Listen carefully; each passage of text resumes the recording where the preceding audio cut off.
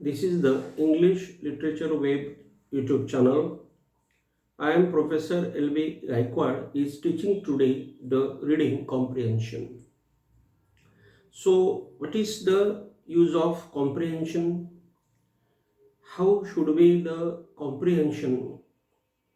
And what is comprehension and what is the utility of this comprehension in the sense of the students and the teachers is the purpose of this reading comprehension.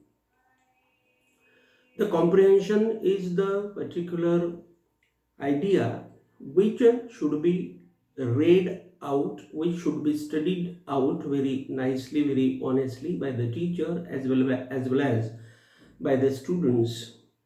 Then the teachers and the students can develop the English language or the standard of the particular subject. So, reading comprehension means to go through comprehension. Remember, the clear definition of the comprehension is that we should go through the comprehension. It means we should go through the understanding. Means what is the proper topic there? We should understand that topic very carefully. That is the comprehension. And reading means we should study it honestly. We should study it very much. I will say with labor, and then we can understand the particular comprehension. The comprehension is known as understanding. Remember, the simple meaning of the comprehension is understanding. Means if we have no understanding of the particular content, then we cannot have the understanding of the comprehension. The comprehension is the particular thing which is very much important for the development of the students in the sense of English language, because there are the topics or there are the questions under the paragraph, and those questions are given as comprehension, and the student should know those questions very easily. So how the student should know that particular method of the comprehension? That is the purpose here to see. The comprehension means to study the text. Means we should study the particular text. Means for the purpose of the comprehension, the text is given, and so we should study that particular text with the particular understanding of the meaning. Means we should take the meaning properly. If we don't take the meaning of the particular words and the phrases, then we will not understand the particular content, and that's why we should know the text with the understanding of the meaning and to unite with the previous knowledge of the reader. Remember, if we want to understand the comprehension, or if we want to understand the particular text, then the reader who wants to read the particular text, particular paragraph or passage, he should have the previous knowledge of that particular subject. If that reader or if that student has no knowledge of that particular text or the language, or I will say the words and phrases, then easily he will not understand the text. Means the work of the comprehension will not be successful there on the part of that student or the, I will say, teacher as well as the particular researcher. So the previous knowledge of the reader is very important. Means the reader should be expert at his particular subject, then he can understand the subject which is given in the comprehensional text. The efficient reading comprehension requires fundamental skill available in man. Remember, here the topic is reading comprehension. It means that we have to read out, or we have to understand, or we have to take into mind the particular importance of the text, and that's why the efficient reading comprehension requires the fundamental skill available in man.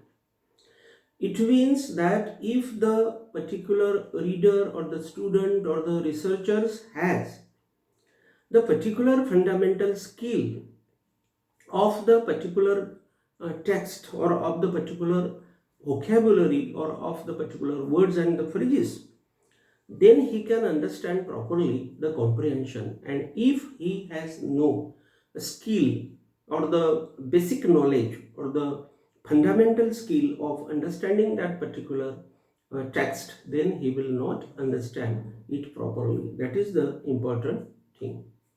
So the reader must have the fundamental skill there in his particular mind or in his particular practice, because this fundamental skill knows the meaning of the words with its ability. Just we saw that if the particular reader has the fundamental skill, then that reader can understand the words and the phrases, because the words and the phrases have the various meanings, I will say, or the colorful corners are there to these particular words, and that's why the reader must have the ability of understanding those words and the phrases. And if he wants or she wants to understand a particular text, then he must have the particular, I will say, the fundamental skill to understand the meaning of the words. It is very true that the researcher has been able to understand the particular meanings of the words because he has the fundamental skill of those words and phrases. Only due to the fundamental skill, the man can know, or the research can know, or the student can know the meaning of words from the passage or from the paragraph or text and the references in the text. Remember, I will say here that the references are given in the particular passage, in the particular paragraph, or in the particular text. And those references should be known to the particular reader, or the reader should have the knowledge of those references. And that's why here it is not the simple thing of understanding the comprehension or of reading the comprehension. And therefore, only the fundamental knowledge, only the fundamental skill of the subject is very essential to understand the meanings of the words according to the linguists. This basic skill attempts only to study the inferences, that is the ideas, that is the conclusions, that is the sayings. Remember, if the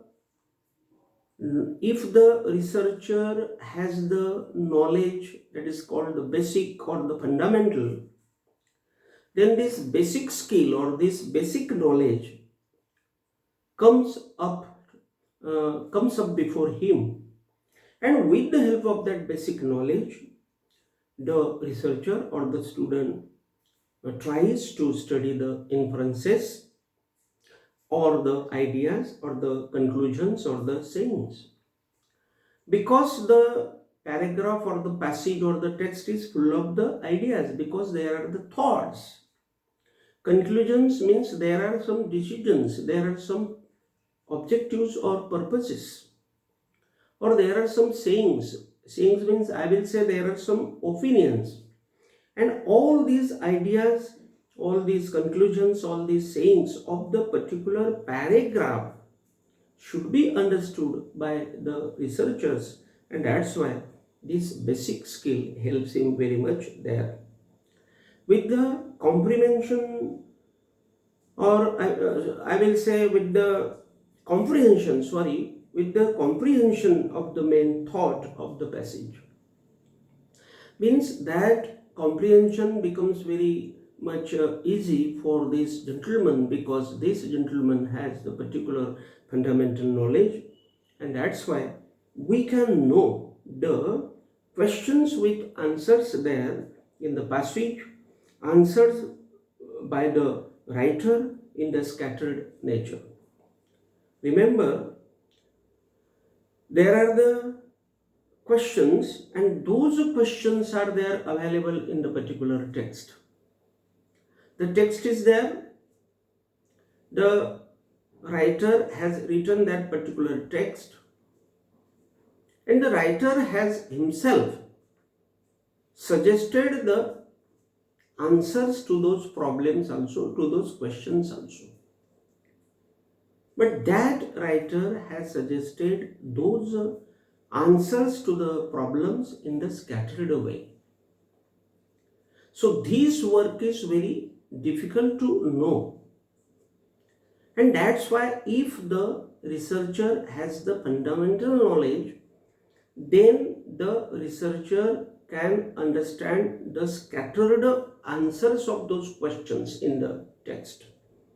Because the writer gives those problems and the writer gives the answers to the problems in the same text, and those problems and those questions are to be studied properly by the researcher, and that's why the reading of the particular text or reading comprehension of the text is rather very much laborious work on the part of the researcher here, we will say. Literary devices, tone, mood, questioning, commanding, refraining, all these things are there with the writer's purpose finally are attempted through the passage with the fundamental skill available in man. Remember, when the researcher goes to study the particular passage or paragraph or the text, in that paragraph there are the literary devices. Literary devices means, I will say, the literary methods of the writer, because the writer has used there the techniques of the writing, and those techniques, those devices. Then the writer has used there the tone. If the situation is very unhappy, the writer has used there the unhappy tone. If the situation is very happy, he has written there happy tone. Or if the situation is very critical, then he has used there the tone of the criticism. Then mood, and that mood is also of the writer, and that mood is also depends on the situation. If there is the writer religious, the mood is religious. If the writer is political, the mood is political. And then while writing that text, the writer has suggested some problems, some questions. He has given there some commanding, that is some instructions he has given. He has given some requests there. And then he has given there refraining, that is the verse, finally the stanza he has given. All these things the researcher should know, and that's why reading comprehension is rather laborious work on the part of the researcher or the students. So the students must have the fundamental knowledge, I will say, the basic knowledge, I will say. And then when the researcher is studying that particular text of the writer, the purpose of the writer is also very important, and that purpose, that objective also should be understood by the researcher or the student or the teacher. Because the writer has written that text only to give some message, only to give some I will say the particular, he has given that the purpose, objective, and only to fulfill that objective he has written that particular text. So it becomes the duty of the researchers to find out the purpose, the message, or the conclusion of the writer. Means what does the writer want to say through the text? Or what is the meaning of that text, or what is the mind or heart, or what is the particular objective of that writer uh, behind writing that particular passage or paragraph or the text. That is important there, we will say, and that those things should be there in the mind of the reader, researcher, student, or teacher, and then they can read properly the comprehension. That is the particular point. The researcher must know the writer's intent. Means what is the intention of the writer should be understood by the particular researcher. Then what is the point of view of the writer? It should be also considered by the gentleman, by the researcher. And then the thoughts concerned, means which are the thoughts there in the mind of the writer, or what is the particular philosophy, or what is the particular, I will say, the opinion of the particular writer. It should be also considered by the researchers, and that's why here I will say that reading comprehension is the particular nice device for the researcher. But if the researcher has no fundamental knowledge, then it is very true that he will not give the justification to the particular text and writer. The reader's ability is also very useful to support the reading of the comprehension. And remember, if the researcher wants to read the comprehension, then his ability, means the reader's ability or the researcher's ability, is also very much supporting to the passage. Means if he is very much interested in reading or in checking the meanings of those words and the phrases and the proverbs and the devices, all these things, if he wants to read very interestingly, then he can give the justification to the particular comprehension of the text. If the words in the passage are difficult, the students use their ability to read the individual words which trouble them to get meanings. Remember, the passage is there, and that passage is available for the comprehension before them. What is the habit of the students there? The students cannot understand properly that passage. That's why what do? They use their own dictionary there. They use their own vocabulary there, and they try to take the meanings as per their own mind. And actually, the meanings which they take are not the meanings of the writer, and the writer has explained that text according to his own sense and according to his own philosophy.